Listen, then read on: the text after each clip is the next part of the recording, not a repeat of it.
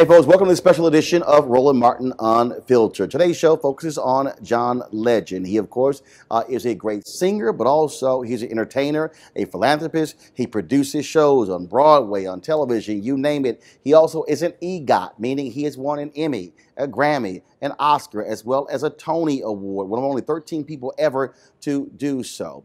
We had a conversation in Los Angeles, and I thought it was great for us to be able to showcase this discussion for you to check it out as we, of course, get ready for Thanksgiving. And so here's my chat with the great John Legend. All right, John. So I'm watching the Golden Globes. I see you on stage. Yeah. I'm watching the SAG Awards. I see you in the audience. We almost a year ago, you win the Academy Award. So we're doing this special on Black excellence in Hollywood, and somebody said, "Why y'all talking about John Legend?" I said, "Cause he's spending more time on movies and television than he is on music." Well, I'd actually, excuse me, I'd actually argue I'm spending more time on music, but we've been getting a lot of recognition for the work we're doing on film and television, and we're proud of that. Well, it's interesting because, again, when we look at, and we're going to cover all these different things. Mm-hmm. So last year, I go to New York.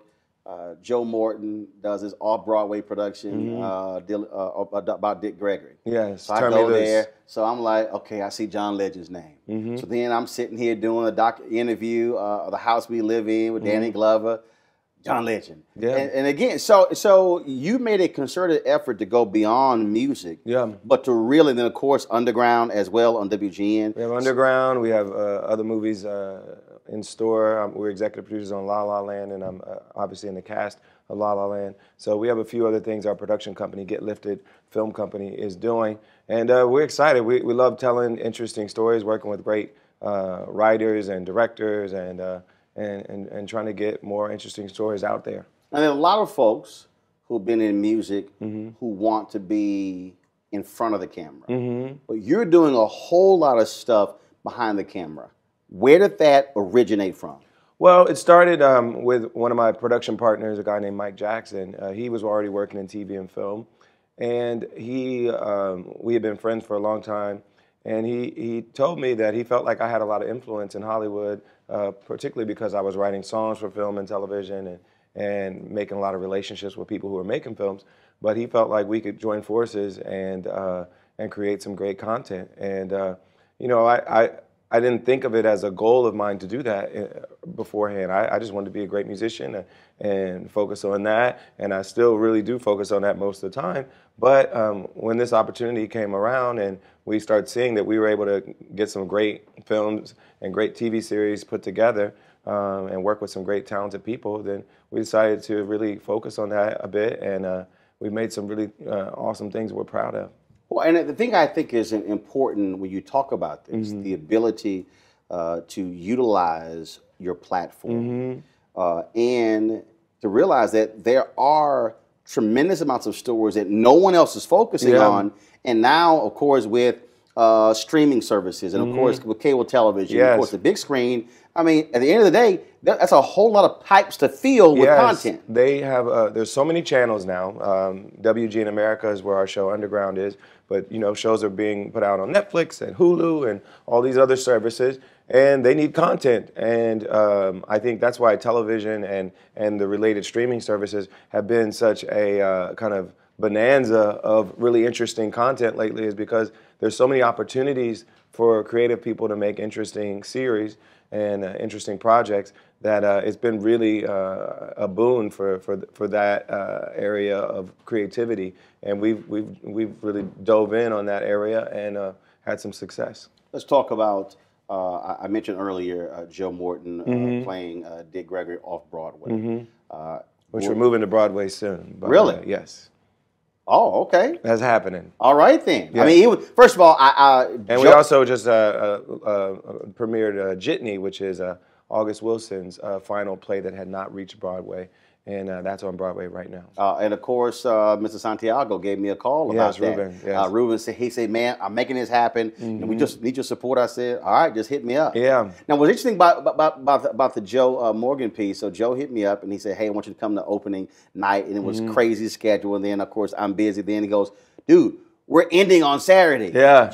You got to come down. And so I said, fine. So I drove down, and that happened to also be the night Kerry Washington and her husband were there. And so we had a great time there checking him out. And he was just unbelievable. He's incredible as Dick Gregory. And, you know, we want to give other people an opportunity to see it on a bigger stage. So hopefully we'll get it to Broadway very soon. When we talk about hits, when Underground got announced, folks were going, I don't know. Yeah. And you got all these folks sitting here saying, we've had way too many slave movies, as if we've seen a plethora of movies about that particular issue. But the response to Underground was tremendous. Yeah, and I think the reason why it wasn't just a slave show, it wasn't just about kind of wallowing in the suffering of slavery, even though we have to tell that story too, and it's important that we know what a terrible institution slavery was, and that we don't let America forget what happened to our ancestors. It is important that we tell that part of it, but we wanted this show to not just be about that, but to be about the revolution, about the escape, about fighting for abolition, about America's first integrated civil rights movement, the abolitionist movement, and the Underground Railroad. And we believe that story would be something that would be inspiring for people. The courage of the folks that resisted and rebelled would be inspiring for people, and I think it really has been, and that's why it's caught on so well. One of the things that I think is interesting when you talk about projects, you have many people who love to say, no, we know what's best. How have you been able to ensure that your vision, the authenticity of the storytelling about the issues of the Black experience is maintained? Well, it's all about talent. It's all about who you hire. You have to hire the right writers. You have to hire the right directors. You have to hire people that are telling the story in the way it should be told. And once you start with that, and then we as producers, I think it's more important for us to protect them, to fight for their vision, make sure it gets to the people in the way that is authentic and correct. And so a lot of what we do as producers is just empowering the creatives, empowering the writers, empowering the directors, empowering the actors to tell the story in an authentic way, and then going out and fighting for them with the network, and then also selling it to the people. When an idea comes your way, take me through that process in terms of, is it something that you're driving? Is it a question of others are bringing to the table and you go, now okay, I'll look that at. now that we've had some success, a lot of people will send projects our way, and we have a staff and a team that reviews all of them. If it's a script, if it's a pitch, whatever it is, we'll review it, and then the things that are worth my time and worth my personal attention, they'll send to me and I'll read it. And then if we're excited about it, we'll go for it. And sometimes projects are already sold to a network when we join. When we joined Underground, it was already sold to the network. But sometimes we have to go out and help sell it to the network to get it made, or sell it to a movie distribution company to get it made. And so, we get involved with that process as well. And then, of course, people want my input on the music, so I usually get involved with that a significant amount, whether I write a song, which I've done for Underground, but also help curate the music for the show throughout the season. What is interesting to me, it isn't just the projects, but it's also the reaction. There's nothing like Black love when it comes to how folks feel. And then if they don't like it, there's nothing like Black heat. And I think social media has been a way of amplifying all that and making the conversation very public. But it's the kinds of conversations that I think our folks have been having all along, but now it's kind of out there on social media. And I think it's really been a force for amplifying the shows when people are talking about it on Twitter, talking about it on Facebook, or wherever they're talking about it. It's been a way to really amplify the effect of the shows and then draw viewers. And you've seen that with Empire, you've seen it with our show Underground, you've seen it with all sorts of shows that have Scandal and all of all the Shonda shows. You've seen it with those shows where it's just it's viral. The conversation is viral and it's driven by us. I want to share a message from one of our partners, folks. As we transition into the holiday season, this is the time when people are started thinking about giving and also sharing. And sometimes the best gift is when you actually present an opportunity to yourself. Give yourself your own gift. That's why our friends at Transatlantic Real Estate have created an investment opportunity for the everyday investor involving legal marijuana and crowdfunding. Now, we all know that legal marijuana has created one of the fastest growing industries in the country, no pun intended. Also know that crowdfunding makes it easy to be an early investor of an opportunity, but it gets even better. What Transatlantic is doing is different, and that is their business model is essentially buying the land that supports marijuana grow operations and leasing it to licensed, high-paying tenants. Now, what that means is you will be a landlord of a licensed marijuana farm in a high-growth market. Now, they're accepting investments for little as $300 up to $10,000 before the company goes public. Now, here's what's important. You must complete and confirm your application to participate. Again, complete your application and confirm your application to participate. Now, you can spend all your holiday money on gifts, but what if you get a return on your investment? You could also could consider making an investment for somebody else, and that could be their gift.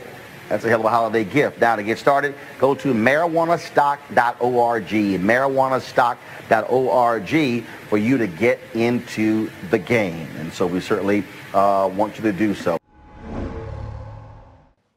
What, in terms of your own reaction, what has been that one wow moment for you with one of these television or movie projects you've been involved with, where even you said, okay, this is crazy.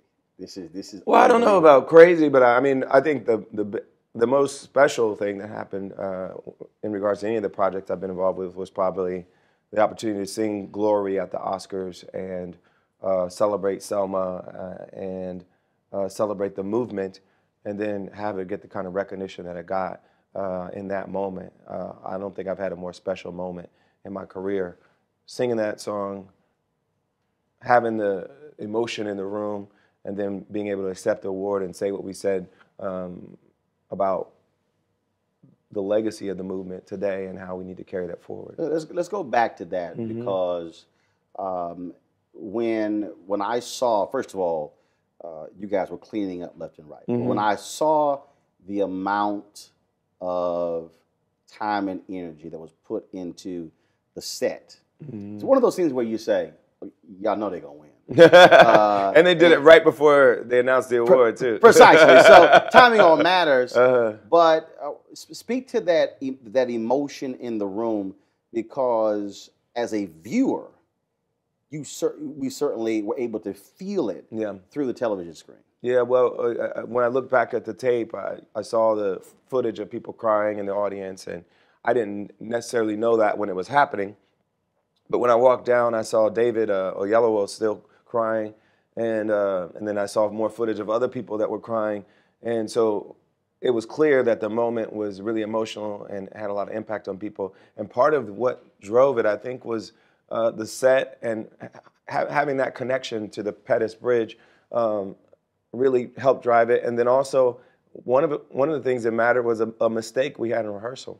In rehearsal, the music wasn't cued properly, and it cut off at the end. And we kept singing, and we were singing a cappella basically at the end. And I was like, wow, that actually sounded really cool. Let's do that a cappella section at the very end of the song. Really? And it just made it even more powerful and more special. And I think that so that was a mistake. That was a mistake in rehearsal that became an arrangement choice by the time we played it live before the show. See, God has a way of ordaining these things. You know, it was a perfect mistake.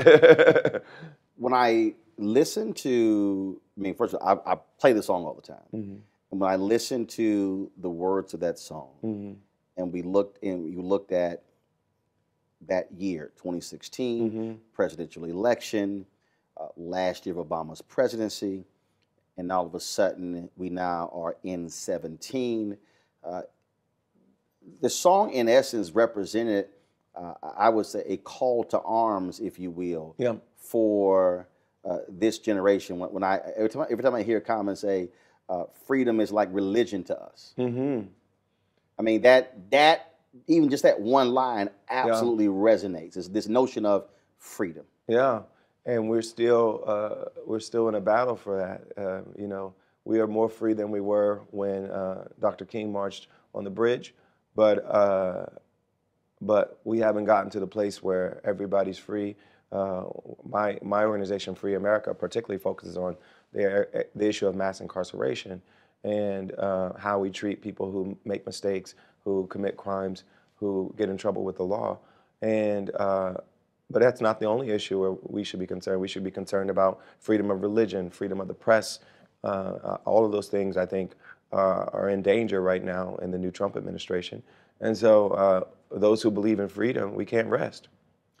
What do you make of, when you speak of rest, the level of unrest? I mean, we've only been a few days into Trump's 4-year presidency. I think it's been stunning. It's been stunning, but I think it's been heartening for me to see how many Americans are willing to put themselves on the line and speak out. It's been a broad, diverse coalition of people that are saying this man's values don't represent what we think American values should be, and we're going to go out in the streets and say something about it.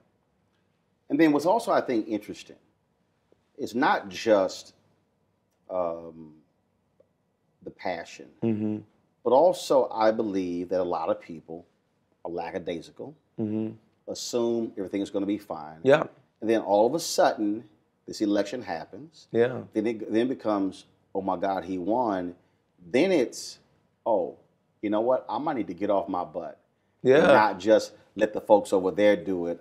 I'm going to have to make my feelings be known. Yeah, and I think people didn't take him seriously and think he would do the things that he said he was going to do.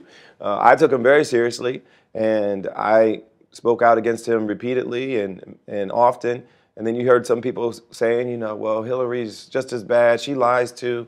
And I just was amazed at the false equivalence that people would try to draw between the normal amount of, you know, kind of obfuscation and lying that politicians do, which is not good, but, you know, there's certain things that are more normal than others. And then the amount of ridiculous statements that came out of his mouth, amount of lies that came out of his mouth, amount of bigotry that came out of his mouth, all these things were egregious, and we should have known it from the campaign.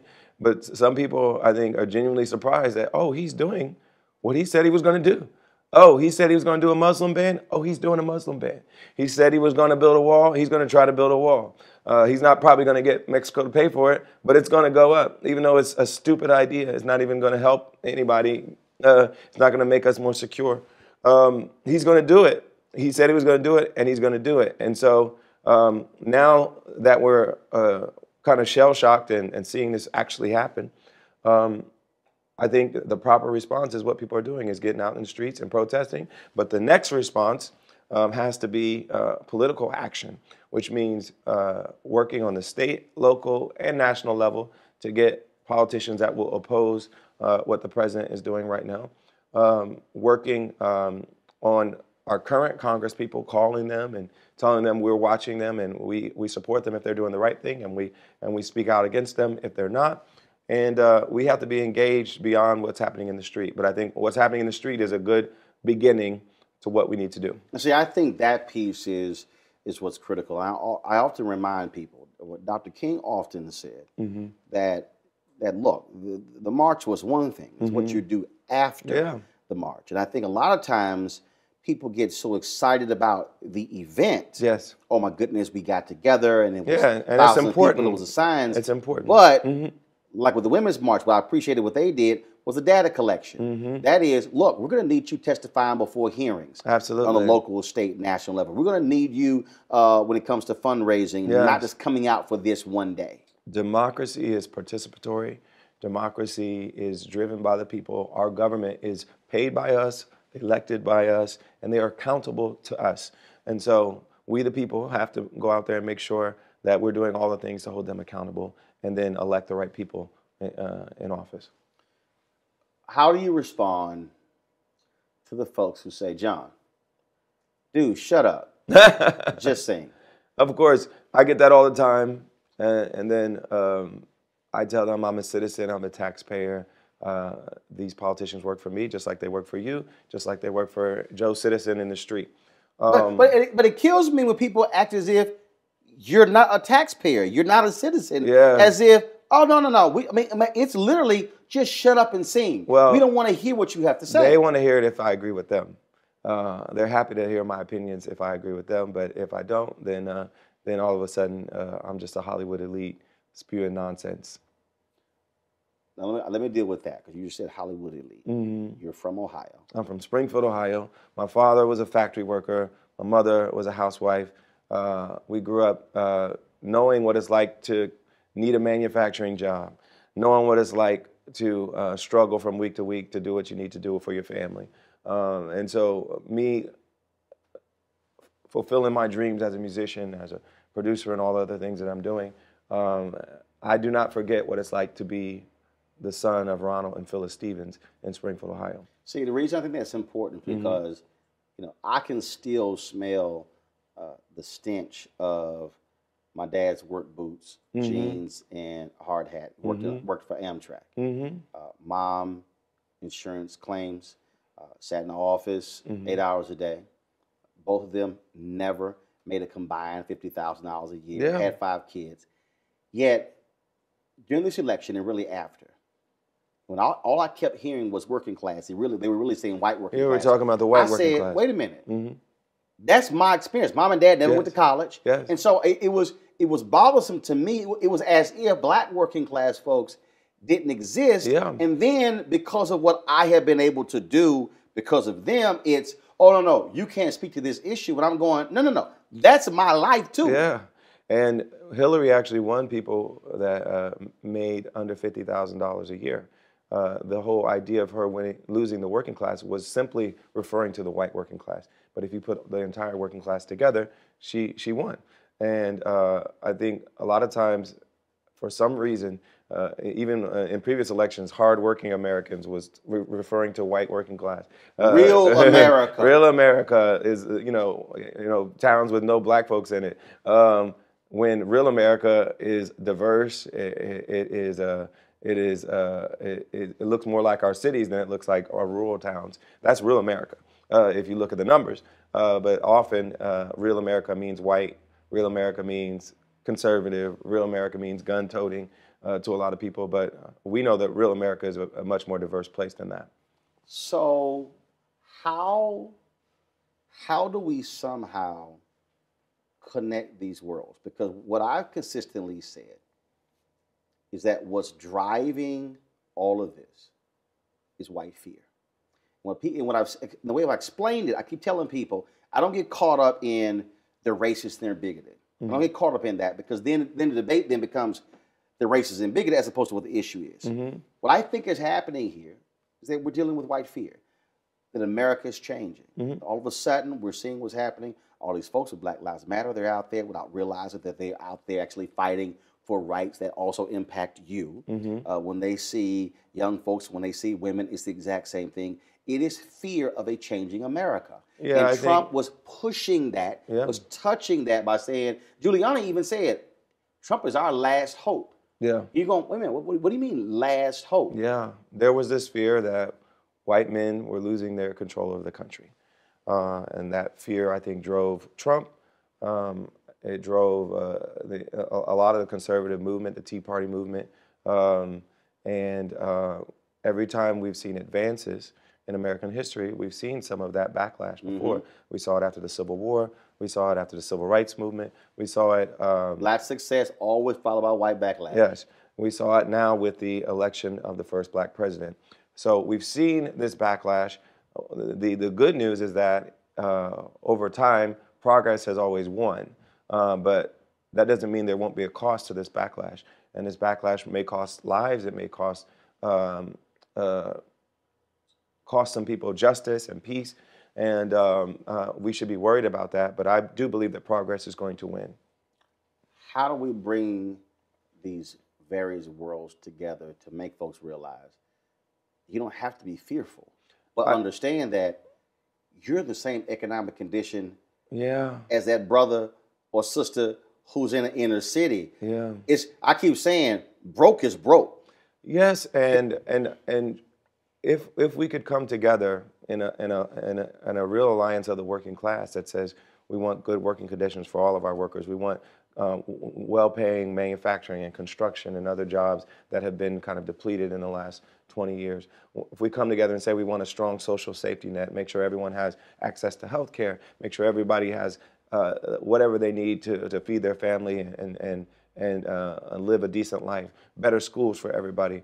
Nobody has to lose in that. No race has to lose. It doesn't need to be you get it and we don't, or we get it and you don't. We can all get this together. We can all win together. It doesn't need to be zero sum. And, you know, I think Dr. King was trying to do that at the end of his life, was bring poor folks together, working folks together. And that's kind of the dream, is that we can all come together and say we want a better life, a better country for all of us, regardless of the color of our skin, and come together and fight for that. But politicians have been successful at dividing us and saying and creating fear among us, saying that if this guy wins, you can't win too. And that's not really how it works. All of us can do well together. You mentioned Free America, your effort when it comes to mass incarceration. When we look at what's happening in this country, jails are driving a lot of local economies. When you look at police departments being able to grab folks' property, where you have libertarians who are aligning with liberals on this as well. Yeah. On the issue of mass incarceration, you've got the Koch brothers who are sounding the alarm on the same issue as traditional civil rights groups. Yeah. This is an unsustainable effort in this country, yet it's hard to get people to let go of the law and order, lock them up, throw the key away. And I'm afraid the pendulum is swung back to the law and order, supposedly law and order crew. And I think Trump's entire message has been one of authoritarianism and fear-mongering. And you see it with crime as well. He'll give completely incorrect crime stats and say... Well, straight lie. Yeah, just lie. Completely false statements about the crime in certain cities. And his motive is to sow fear among people so that he can have more control. He can have more power, and he can have the right to take people's rights away.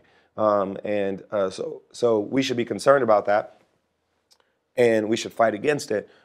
Luckily, for us right now, states and local governments actually drive much more of the incarceration issue than the president or even the National Congress do. So we can still put pressure on our state representatives, our governors, to do the right thing when it comes to criminal justice reform without the influence of the presidency on what they do. And so we have to be paying attention to our district attorney elections. We have to be paying attention to our sheriff and local police elections. We have to pay attention to our mayoral elections and our gubernatorial elections and our state representatives, because they control so much of what happens when it comes to criminal justice policy. And the vast majority of people who are incarcerated are in state prisons and local and county jails. But it's also getting people to understand that there have been successes. Yeah. I've had conversations with folks and they go, man, none of this stuff has mattered. And I'm going, wait a minute. Yeah. You have a socially conscious DA just elected in Harris County, where I'm from in Houston, which has for a long time led the country in the most people sentenced to death. Yeah. You saw Tim McGinty in Cuyahoga County, in Chicago, Cleveland, thrown out. In Chicago, Marilyn Mosby in Baltimore. There are other places as well. And so, those things matter. Those things matter a lot, because people don't realize district attorneys have so much control over who goes to jail or not, so much control over how much to charge someone, because almost every criminal case is settled before it even goes to court.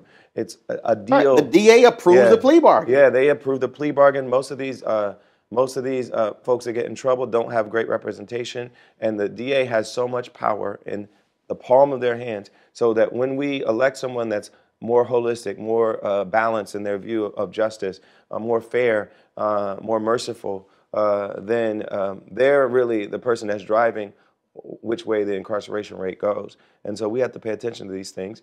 And we have to decide as a society that it's more important for us to focus on preventing people from getting in trouble in the first place, giving them the things they need to live a whole and healthy life and get them a good start in life so they don't get in trouble. They don't need to get in trouble in the first place. And then when they do get in trouble, we need to make sure our justice system is smart and restorative and prepares them for life when they get out of prison. John, how do you keep yourself focused on there is progress? Because here's what I think what happens a lot. Folks believe that we should be doing more, we should be much further, and folks get frustrated. Yeah. And I've heard this from a lot of Black Lives Matter activists. I've heard this from other people, and I'm constantly trying to explain to them, you have to celebrate every one of these successes because that leads us on the road to improvement. Yeah, and I think it's easy to get frustrated. It's easy to get caught up in the enormity of some of the problems that we face. But we need some perspective. We need to realize that when we have accomplishments, they're worth celebrating.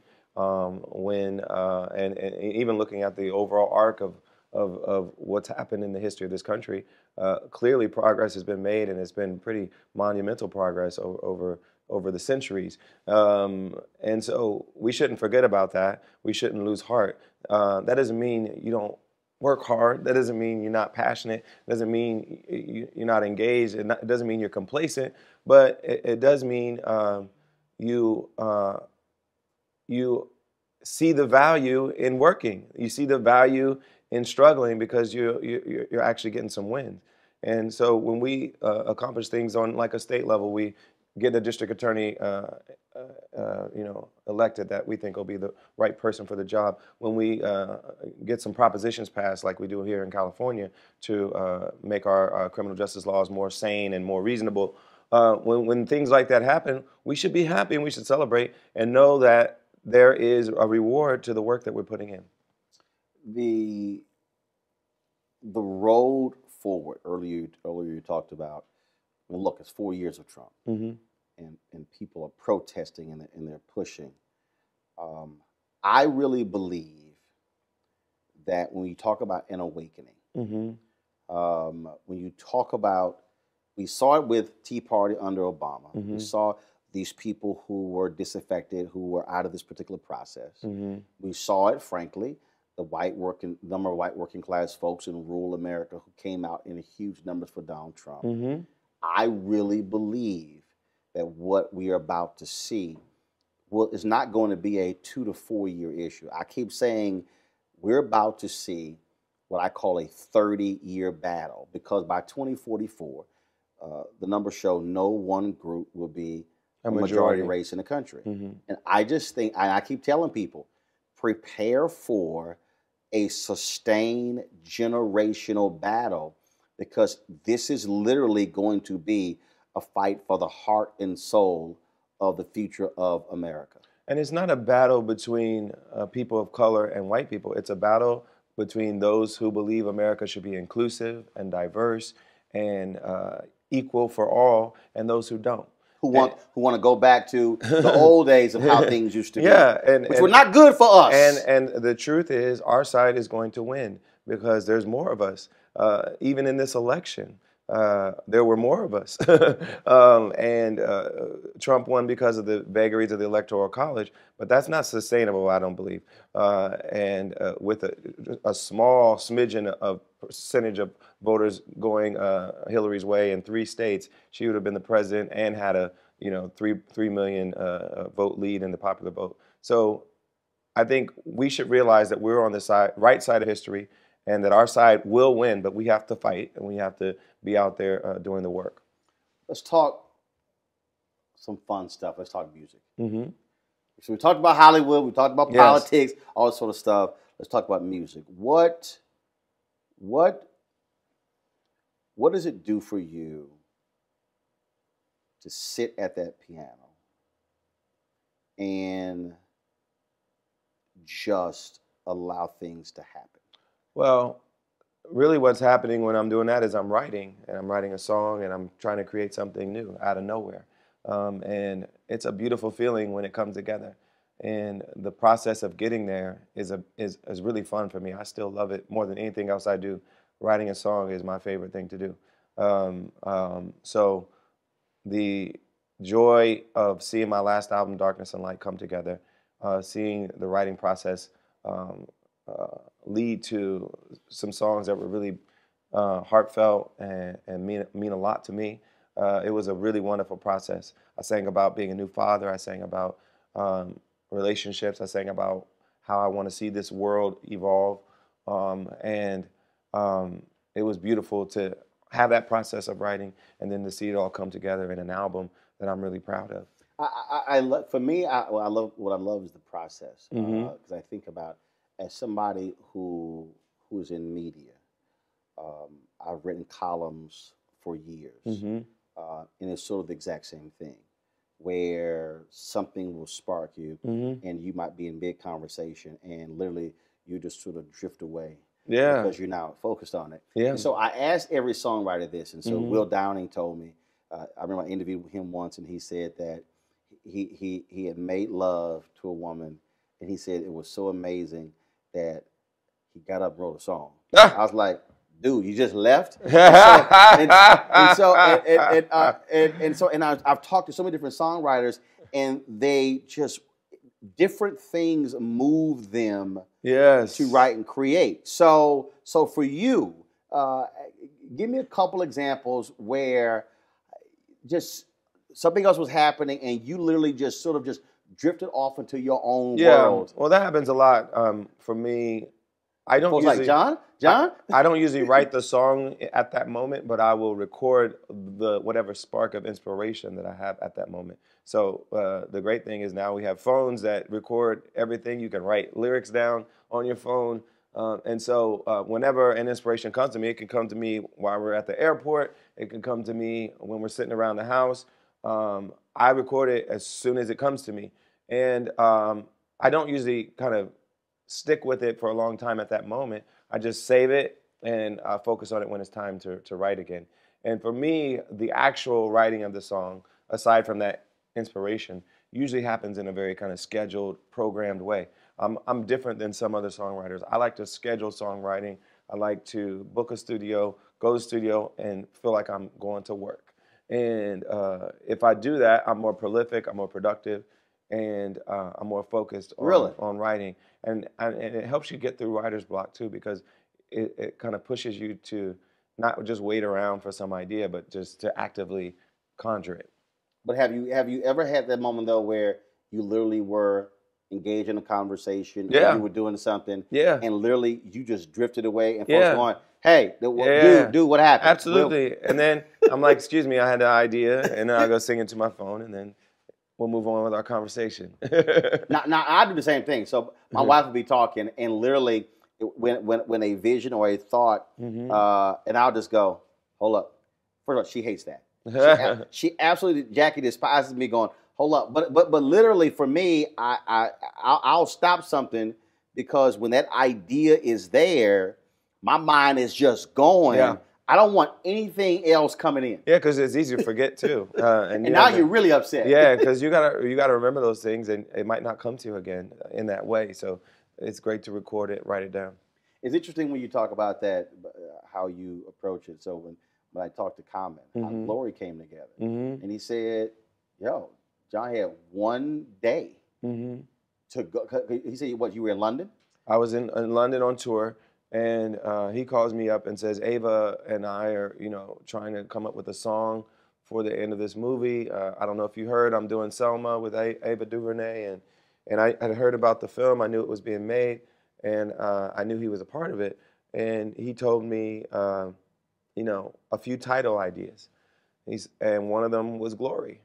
And I was like, that's the one I want. That's the one I'm going to write.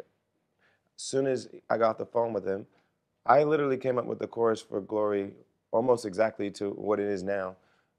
Right after I got off the phone with him, sang it in my phone, and sent it. Then I went to the studio and recorded it like a day later, and sent it to Common, and he and Ava really loved it, and he wrote verses for it. And he said the moment he heard you say one day, when the morning comes, he said that was it. And then on his side, it just took off. Yeah. And we wrote something really special and meaningful, and it came together really quickly. And I'm just glad he asked me to do it with him. It worked out pretty well. Yeah, because you picked up a few statues along the way by doing that. It was good. Isn't it also a testament to answer the phone? Yeah. Yeah. Because you could have said, dude, I'm really busy. Yeah, and I think it's a testament to answering the phone and responding when you get a call that's important. And it's a testament to also our friendship, because we've been writing together and performing together for a long time and have a lot of respect for each other. And so whenever he calls me, I'm willing to do something with him and collaborate with him. Oh, yeah, he called you now. You're like, oh, there might be another Oscar. This phone call.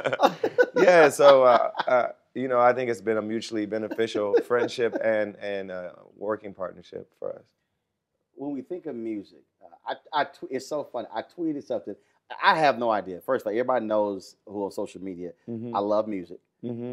Absolutely. About 9, I like when you tweet out your playlist and everything.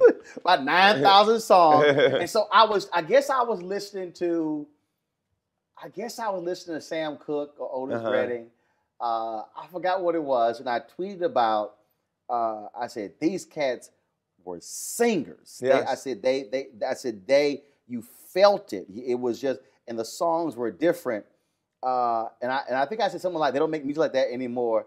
And then you hit me, but you said, now Roland, some of us are still trying to do it. Some of us are still. And you said, I ain't saying I'm Sam Cooke, and you weren't trying to sit here, you know, and it wasn't a dig, but your point was that, look, it's still a few of us out here who have that old school type. Yeah, and attitude. still, I think there are a few of us out here that still care about the craft of being a singer. You know, in this era of so much auto-tune and so much kind of computer processing, and a lot of lip syncing as well, in live performances, there's still a few of us that care about actually being good singers that can sing live without all the tricks and accoutrements, going out there and really singing. And I'm one of those people. And I always will be. And if you come to my show, that's what you're going to get. So if John Legend puts together John Legend and Friends, and it has to be people who can simply sing. Period. It's not right. Let's just say what happened after the rehearsal with Glory, the Academy Awards. Who are the 4 people who are with John Legend and Friends who can just flat out sing? Oh man, that's a tough question. Well, I say Jill Scott is one of them. Okay. She can flat out sing, and she's got a distinctive style and wonderful range, and she's an artist with her voice as a vocalist. She's one of my favorites. Man, this is tough. Lettucey. Oh yeah. Can flat out sing. That girl can flat out sing. Man, this is hard. I'm gonna leave somebody out. So. No. Remember, I only said 4. If I said 10, so if anybody getting mad, you say, look, it only said 4. No, I'm gonna probably leave some people out that I really do like. I just can't think of it all on the top of my head. Let me think.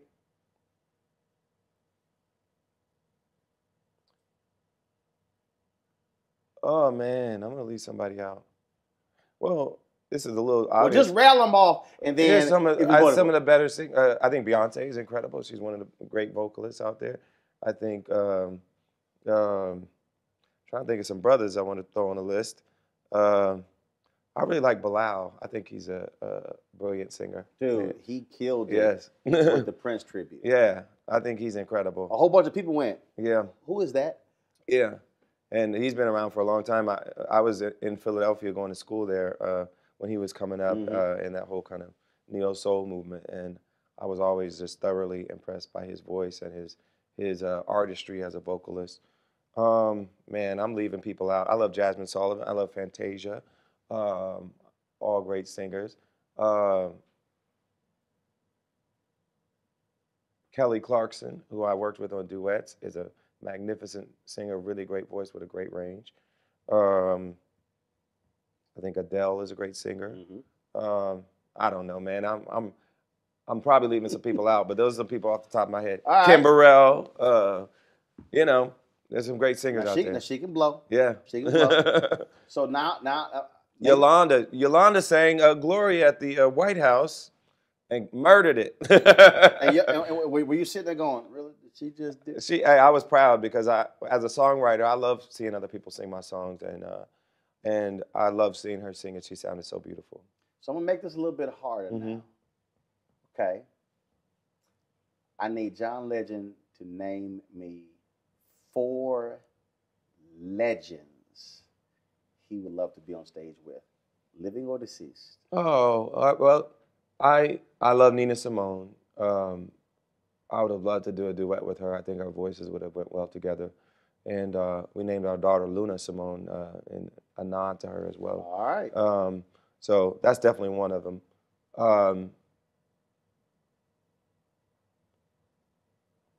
I would have loved to sing with Nat King Cole. My dad used to listen to him all the time. And a lot of my phrasing, even though I don't really sing the type of music he sang, I still use some of his phrasing style in the way that I sing. And who else? Marvin Gaye, one of my heroes. And I would say Curtis Mayfield. Yeah, just because. An unbelievable songwriter. Unbelievable songwriter and arranger. I would love to just be have my voice surrounded by his arrangements. It'd be a beautiful thing. Yeah. So I rarely do this. I know I have a I have a standard rule for me. I believe a person's personal stuff is personal. So if you have a baby or you get married or you get divorced, it will not be on my show. No, because I'll focus on news. Yeah. But you brought up your daughter several times. So I want to talk about fatherhood. I want to talk about fatherhood. I want to talk about marriage. I've never had biological children, but I've raised 6 of my nieces. Yes. And I tell people, when you have had to do that, you are somebody's father. And so, how has fatherhood altered who you are and what you do? Well, it makes you think more about your priorities and reshifts, I think, some of your priorities because, you realize you have a life you're responsible for. And, I already was very focused on my marriage and making sure our relationship was healthy. And that requires a certain amount of time and energy. But beyond that, us being parents is really important to us. And being good parents and being present parents is really important to us. And so I try to work less. I try to only do things when it comes to work that I think are really important. And I'm in a position now in my career where I'm able to say no to certain things that I might have had to say yes to before. And that work less thing is hard because, man, I've texted you before, and I swear, I'm like, dude, are you always on tour? I'm on the road a lot. Yeah, I haven't been on the road since we had Luna, but she's going to go on the road with us on this upcoming tour. But before her, you were forever. I swear, every time I'm like, John, okay, dude, when you gonna be in the States? It was well, that's gonna here. That's London here. That's still gonna happen. But we're gonna hopefully bring Luna with us as much as possible. Depending on how much Chrissy has to work here in the States as well. So we're going to, as much as possible, be together as a family. But we got a tour. We got to get out there and play the songs for the people. And so we'll make it work out. Has she also impacted, which we mentioned earlier, what you write about, and then also things that she does, and you go, okay, I'm gonna work that in somewhere. Well, I think it gives you a different perspective, and I think in some ways it's kind of humbling. And this last album, Darkness and Light, that I just put out, I talk about some of the questions that parents have. I wrote a song called "Right by You," and when we wrote the song, we didn't want to say all these declarative statements. We wanted it to be mostly questions, mostly wondering what she's going to be like, whose traits is she going to take on, how will she move in the world, what will her impact in the world be? Those are the kind of questions that we asked in the song. And I think the fact that we use questions and not answers, questions and not declarative statements, was reflective of the fact that it's a humbling experience to be a new parent. We haven't done this before. It's an awesome responsibility, and we're learning as we go. And that's certainly been a part of my songwriting. And I think it also made me more reflective in general about life, about death, and about legacy, and about what it means to do something important in the world, and will it survive your actual living and breathing on earth? Will your life have meant something? Your wife is cray cray. In a great way. Love her to death. Yes. Love her to death. She's a wild one sometimes. Wild one. And Lord, her in social media. Yes. Even times when you go, girl, you lost your mind. Because I say it. I'm her biggest fan on Twitter. Every once in a while she'll say something like, "You sure you want to say that?" Most of the time she'll stop herself from saying the things that I'm like, "You sure you want to say that?" But occasionally she'll say them and she'll post them. But she's smart and she's strong enough to take whatever backlash that comes her way. And I think people love her because she's so real. They love her because she's so honest. They love her because she'll clap back sometimes when people try to start some mess. Yeah, she'll clap back. When they start some mess with her. And, that's part of why I was so attracted to her in the first place, was because she is that kind of person. She's feisty. She's funny. She'll tell you like it is. And I think the combination of the two of us, me being more mellow, it kind of works well together. Well, I crack up when y'all are going back and forth with love notes, and I'm going, don't y'all can text each other, and y'all, it's sort of like, we try to entertain y'all. Can we entertain y'all? Did I send a tweet or did I text that? I'm like, John, Christian, get her on. We have fun on social media, and I think that's why people really love Chrissy, is the authenticity. And it's funny because a lot of brands are scared of that. A lot of people that you might work with are scared of that, but other people are more attracted to her because of it. And I think that's why she's been able to craft her own identity as a celebrity, as a personality, is because her brand is authenticity. It's wit, it's funny, it's really enjoying herself and not taking herself too seriously. So you talk about being Mr. Laidback, mm-hmm. and anybody goes to your show, they listen to your music, mm-hmm. and so my wife is a fan of Lip Sync Battle. Mm-hmm. And so all of a sudden, I'm watching this and I'm going, that's John? Because getting wild and crazy, you never hear John Legend getting wild and crazy. And so because that's just not you. Yeah. It was sort of like that was an alter ego thing where you fun. just went there. I love it. And I think that's what people love about being on the show as guests. That's why a lot of other celebrities want to do it, because it gives a chance to play another character and to kind of embody another persona. And particularly doing the Andre 3000 song last time I was on the show, I had so much fun, man. I really enjoyed it. And I always loved Andre as an artist, and I knew his style and persona. It wasn't mine, but it was fun to embody it for a second. So will we ever see a John Legend party album? I'm talking about. Well, I've had party songs. I've had Green Light. I've had other songs that were up tempo. But everybody knows my sweet spot is kind of in that mid tempo and ballad area. And and since I'm not much of a dancer to begin with, I don't focus a lot on music that's dance oriented. I focus more on the stuff that's in my sweet spot. But if you listen to my albums, there's always a range of moods and range of vibes on there. But the songs I'm most known for are the big songs that happen to be ballads, like Ordinary People and All of Me.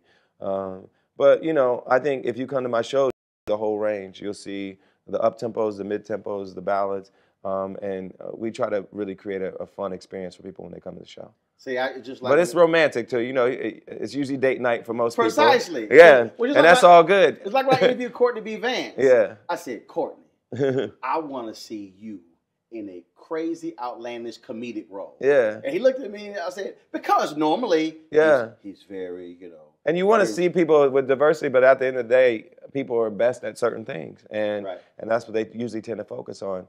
And so, you know, I think it's important as someone who makes albums to have a range of emotions and feelings in the album.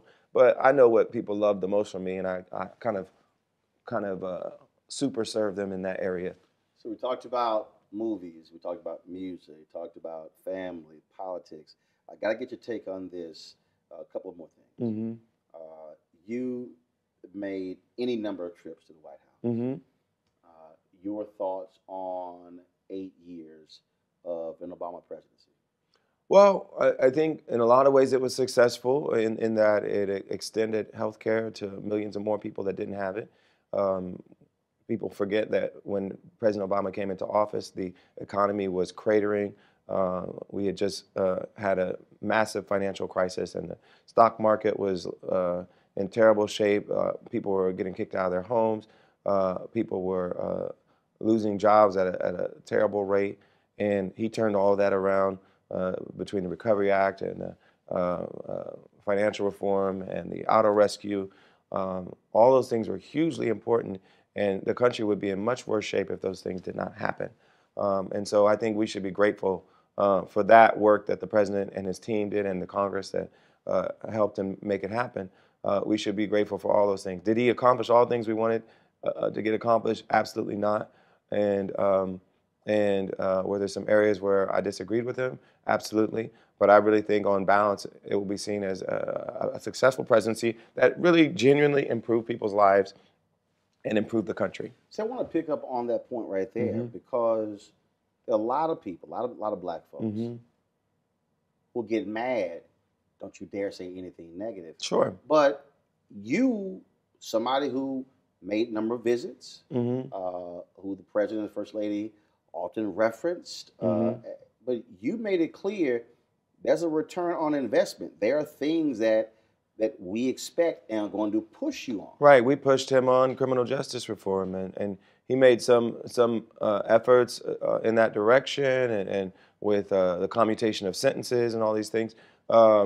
But truthfully, we would have liked for him and the Congress to accomplish more on a federal level. We know most of it's done on the state and local level, but there were more things I think that the federal government could have done, and it just didn't happen. Part of it is because we didn't have a Congress that was willing to do it, but I thought we could have had clemency for more people than the president extended it to. Even though he did it in a record amount, we thought there could have been more.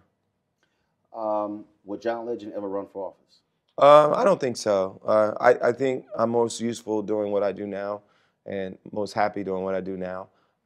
And I'm political. I'm very political, obviously, and get very involved. And I think doing it not as an elected official is probably the best way for me to do it. And have they finally stopping you at the border in Canada? Because if you tweet that one more time, okay, so explain to people who are watching. We got an immigration lawyer, and I think we have solved it. I had to do my fingerprints and all these other things to verify my identity, that I'm not the John Stevens that got in trouble somehow and has a record in the criminal justice system.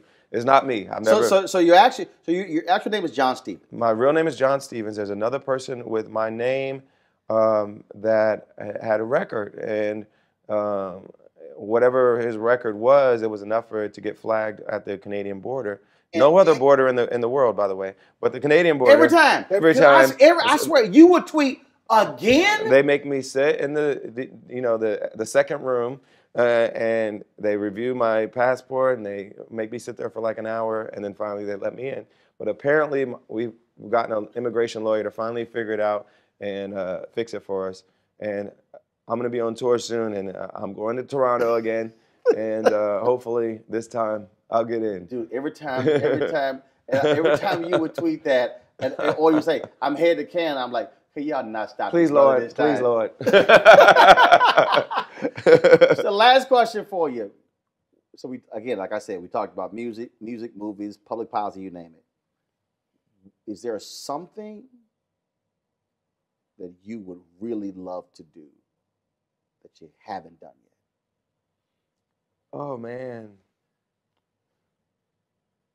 Well,